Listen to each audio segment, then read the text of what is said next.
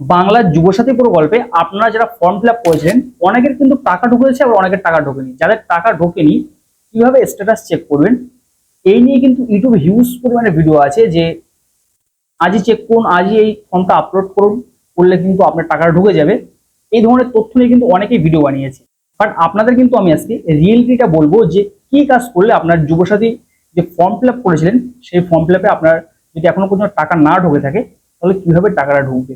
আসলে দেখুন, কোন স্ট্যাটাস চেক বলে অপশন এমন কিছু কিন্তু এখনো পর্যন্ত আপলোড হয়নি। কারণ এখান থেকে যদি আপনি ব্রাউজার ওপেন করে নেবো এবং ব্রাউজার ওপেন করে নেওয়ার পর এখান থেকে আমি কিন্তু সার্চ করছি OIU বাংলার যুবসাথী লিখে সার্চ করছি, মানে বাংলা যুবসাথী প্রকল্পের যে ওয়েবসাইট দিয়েছে সেই ওয়েবসাইটে কিন্তু এখান থেকে সরাসরি দিলে আপনার চলে আসবে। আসার পর এখান থেকে আপনি যখনই স্ট্যাটাস চেক এই অপশনে ক্লিক করবেন, দেখুন স্ট্যাটাস চেক অপশনে আমি ক্লিক করছি, এখানে পরিষ্কার লেখা আছে যে update status will be made available soon, please visit again, thank you. মানে এখানে বলছে যে আপনাকে কিন্তু এখনো পর্যন্ত এই যে ওয়েবসাইট আছে এই ওয়েবসাইটে কিন্তু কোনো কিছু আপলোড করা হয়নি, আপনাদের কিন্তু এর জন্য কিন্তু ওয়েট করতে হবে লিস্টের জন্য। এবার আমি ইউটিউবে দেখছি যে সবাই কিন্তু স্ট্যাটাস চেক করে দেখিয়ে দিচ্ছে, ব্যাংক অ্যাকাউন্টের সাথে লিঙ্ক আছে না দেখিয়ে দিচ্ছে। এসবগুলো কিন্তু কোনো কিছুই না, শুধুমাত্র এখনো পর্যন্ত আসেনি এবং আপনার নামটা হয়তো এন্ট্রি হয়নি। এই ব্যাপারটা কিন্তু আপনাকে মাথায় রাখতে হবে।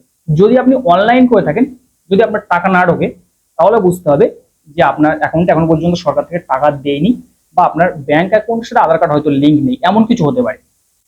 আর যদি আপনি অফলাইন করে থাকেন, অফলাইন যারা করেছিলেন আপনার ব্লক বলেন বা আপনার পঞ্চায়েত বলেন, আপনি যেখানেই বসবাস করেন না কেন আপনাকে সেই জায়গায় যেতে হবে যেখানে ডাটা এন্ট্রি হচ্ছে, বা যারা ডাটা এন্ট্রি করছিল সেই অফিসে আপনাকে কিন্তু যেতে হবে।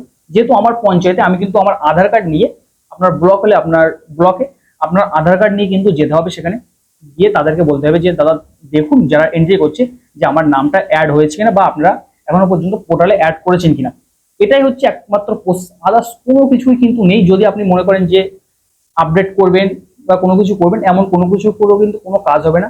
শুধুমাত্র আপনার যে ভেরিফাইড ফোন নাম্বার, যে ফোন নাম্বার সাথে ব্যাংক অ্যাকাউন্ট লিঙ্ক আছে সেটাই কিন্তু থাকতে হবে, আদার্স কোনো কিছু কিন্তু না। কিছুদিন ওয়েট করুন, টাকা অবশ্যই ঢুকবে। আর যারা এইসব ছড়াচ্ছে ইউটিউবে হিউজ পরিমাণে ভিউজ পেয়ে যাচ্ছে সেই ভিডিও করতে, যে এই কাজ করুন সেই কাজ করুন, ইউটিউব আপনার যুবসাথীর টাকা ঢুকে যাবে, এবার এমন কিন্তু কোনো কিছুই না। আমি কিন্তু অফলাইনে করেছিলাম, আমার টাকা ঢুকে গেছে। দেখুন আমি কিন্তু পাশে স্ক্রিনশট শো করছি। কোনো কিছু করার দরকার নেই, শুধুমাত্র পঞ্চায়েতে গিয়ে আপনার বা ব্লকে গিয়ে আপনার আধার কার্ডটা নিয়ে চেক করে আসবেন। তারা কিন্তু ডাটা যদি এন্ট্রি করে দেয় আপনার নামটা, তাহলে কিন্তু আপনি টাকা পেয়ে যাবেন। এই হচ্ছে সিম্পল ব্যাপার। তো আশা করছি আপনাদের এই ব্যাপারটা আমি ক্লিয়ার বলতে পেরেছি যে যুবসাথীর টাকা কি কাজ করলে ঢুকবে। তো আজকের ভিডিও এই পর্যন্তই, দেখা হচ্ছে কোনো ভিডিও যদি চ্যানেলে প্রথমবার এসে থাকেন এবং এই ধরনের ইম্পর্টেন্ট ভিডিওগুলো যদি আপনার ডেলি প্রয়োজন হয় তাহলে চ্যানেল সাবস্ক্রাইব করে সাথে থাকতে পারেন। তো আজকের ভিডিও এই পর্যন্তই, দেখা হবে কোনো ভিডিও। ভালো থাকবেন সবাই, সুস্থ থাকবেন সবাই, আল্লাহ হাফিজ।